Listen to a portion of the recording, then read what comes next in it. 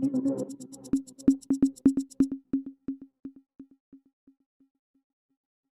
राजनीतिक रणनीति के हिसाब से हमारे भी जाने अनजाने अपन भी कहते राजा रात नहीं देगा, राजा रात नहीं देगा।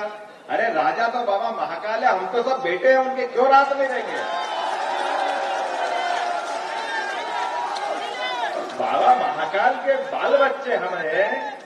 अगर हम उनके बच्चे हैं तो, और अगर बाप को मारना है तो दुनिया की कौन सी ताकत महाकाल से बाहर है? क्या नगर निगम के बाहर नहीं रहेगी? ये कैसे हो सकता है? बाबा महाकाल नगर निगम तक ही रहेंगे, ये कौन सी बात? ब्रह्मांड में कहां कोई बच सकता है? बाबा महाकाल ने अगर तेरी निगाह कर ली तो बाबा तो जन्म देने वाले हैं, आशीर्वाद देने वाले हैं। इसलिए बाबा ने कहा डर हुआ तुम्हारे उज्जैन में ही दे देता हूं तो झंझट ही खत्म। आप यही सुना काय का डर है यार? उसने कहा बाबा को ये लोगों का डर मिटाना है। अपन खुश है कि अपन लाए। उनने कहा लाए नहीं दादा, मैं तो तुमको दे दिया हूं। और ये बिल्कुल आनंद की बात है। देखो आप, बहुत अच्छी बात है। अभी बीच में से चिंतामण जी कही थी कि उधर मोदी जी ने कहा कि बनारस में संभालता हूं, मोहन जी तुम संभालो उज्जैन, चलने दो हमारा अपना बाबा महाकाल और विश्वनाथ भगवान की। और हमने तो ये सिलसिला चालू रखा है। आज नहीं, पिछले 5 साल से हमारी दोनों की बनारस और उज्जैन की एक दोस्ती चल रही है। वो अयोध्या में दीपक का रिकॉर्ड तोड़ते तो हम शिवरात्रि में रिकॉर्ड उज्जैन में तोड़ देते हैं। हमारा लाखों का रिकॉर्ड बनता रहता है, उस रिकॉर्ड को हर बार तोड़ते हैं। क्योंकि हमारा अपना ये जो आनंद है, इस आनंद को देवस्थान के आधार पर संस्कृति को समझाने का भी तरीका होना चाहिए। और ये बात सही है कि लोग अपने हिसाब से मुख्यमंत्री कहेंगे ले तो मुंह में तो मुख्य सेवक के रूप में ही काम करूंगा। मुझे ध्यान में आएगा कि मैं प्रदेश का मुख्य सेवक हूं।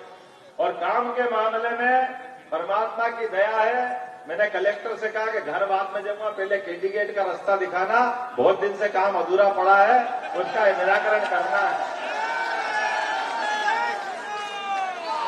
और ये जो सबकी डिमांड है, अनिल जी से बात हुई, दूसरे अनिल जी से बात हुई, इनने कहा कि यार ये थोड़े पैसे कम पड़ रहे हैं तो वो सेंट्रल लाइटिंग नहीं हो रही। मैंने कहा चिंता मत करो, तुम्हारा भाई के पास है तो सही,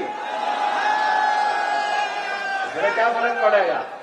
जो पैसा लगाएगा सोनू जी लगा देंगे, गलत तो नहीं है।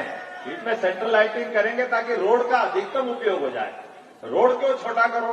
बार बार मकान टूटेंगे नहीं, बार बार क्यों परेशान करना है किसी को? और सुविधा का मामला है तो एक बार में होना चाहिए, जो हो जाए। तो 4 करोड़ रुपए लगेंगे तो दे देंगे, कोई परेशानी नहीं है, निश्चित रूप से उसको सुधारेंगे। दूसरी एक और बात, हम आज अपनी जिंदगी तो सबकी थोड़ी है, आज 5-25 साल किसने देखे, लेकिन ये गोपाल मंदिर कब बना था?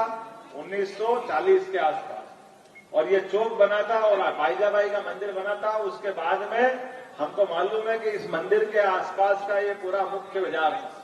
अब सर्वाधिक भीड़ पड़ती है। महापौर भी यहाँ बैठे, महापौर जी है ना? महापौर जी से बात हो गई, तैयार हो ना? हमने सांसद विधायक सबसे तो बात कर ली कि अपने को पार्किंग की जगह कम पड़ रही है और चौक की जरूरत भी पड़ रही है। जितना ये चौक है तो अपना नगर निगम में आपको पैसा जरूरत पड़ेगी दे दूंगा। ये जितने दुकानदार है बस उतनी मल्टी लेवल पार्किंग बनाना, बाकी पूरा खुला मैदान कर देना। यहाँ पे डबल मैदान है, ये गोपाल मंदिर का आनंद आ जाएगा आपको। जहाँ जितना खुला मैदान होगा, कार्यक्रम होगा, भीड़ में जरूरत पड़ती है, सवारी के समय आवश्यकता पड़ती है, शाही सवारी सिंहस्थ की निकलती यही निकलती है। कभी कभी कोई घटना दुर्घटना हो जाए तो ये बड़ी भीड़ तो अवेरने की जगह कहाँ है? बाकी तो सब तो मकान ही मकान है। आज ही मैं डीजी से बात कर रहा था कि साहब मैं तो पहली बार आया था यहाँ झरोके से मैं देखने आया, तो एसपी ने कहा आप कहाँ से देखोगे? तो मैं कहाँ से दिखाओगे? तो बोले मेरे को ऊपर झरोके में बिठा दिया उसने। और जो यहाँ भीड़ पड़ती है, अब हमको तो मालूम, हमको तो मजा आते हर बार वो, लेकिन जो पहली बार देखता वो राम राम जब तक भगवान जाने ये क्या होगा, कोई पूछा नहीं जाए, मर नहीं जाए, पता नहीं क्या होगा। क्योंकि वो वाकई बहुत एकदम अलग टाइप का माहौल रहता है पहली बार वाले के लिए। और ऐसे में कोई घटना घट जाए, कोई बात हो जाए तो हमको वाकई इस बात की जरूरत है। लेकिन हमने कहा कि जो दुकानदार है उन दुकानदार की व्यवस्था जरूर कर देना ताकि दुकानदार को परेशानी नहीं आए, लेकिन बाकी सब जगह अपनी पार्किंग के लिए रहेगी। ये आनंद के साथ अपना सबका निर्णय करें। अब लंबा भाषण तो दूंगा नहीं, लेकिन आपने कहा कि काम दिया और सबने कहा कि काम करना 24 घंटे। तो कल ही उज्जैन संभाग के सभी लोगों के साथ उज्जैन में ही बैठक कर रहे हैं। कि उज्जैन में नहीं, उज्जैन संभाग की पहली बैठक रहेगी, उसके बाद 10 संभाग की बैठक करते जाएंगे कि विकास के मामले में जरा देर नहीं होगी, उसी गति से काम करते जाएंगे जो गति का अपना रिकॉर्ड बना हुआ है।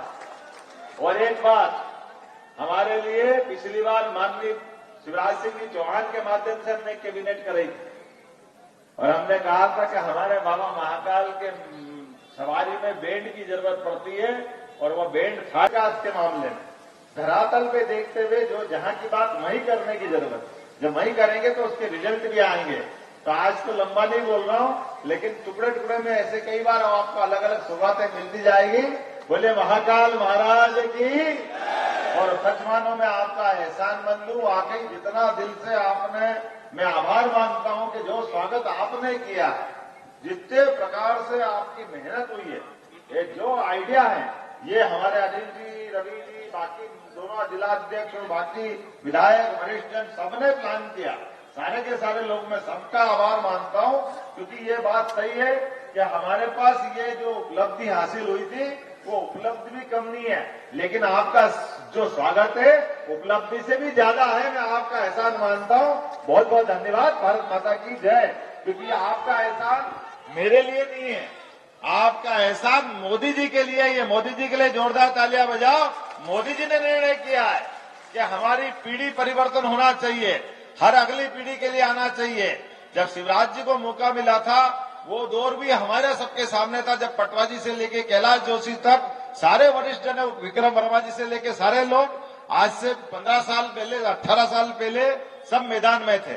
लेकिन ऐसे में उसके बावजूद भी माननीय शिवराज जी को लेकर के आए और आज शिवराज जी ने खुद ने, हमारे यहाँ महाकाल मंदिर जाते हैं तो महाकाल मंदिर में एक अपने को मंत्र बोलना पड़ता है, मंत्र बोलना भी चाहिए, जिसको हम हरिहर मिलन कहते हैं, उसको बोलते हैं। दर्शन अगर करने जाओ तो शिवाय नमः, विष्णुवे नमः, शिवाय नमः, विष्णुवे नमः, जब तक आप नहीं बोलो तब तक महाकाल के दर्शन पूरे नहीं होते। साक्षी गोपाल तो करने ही पड़ते।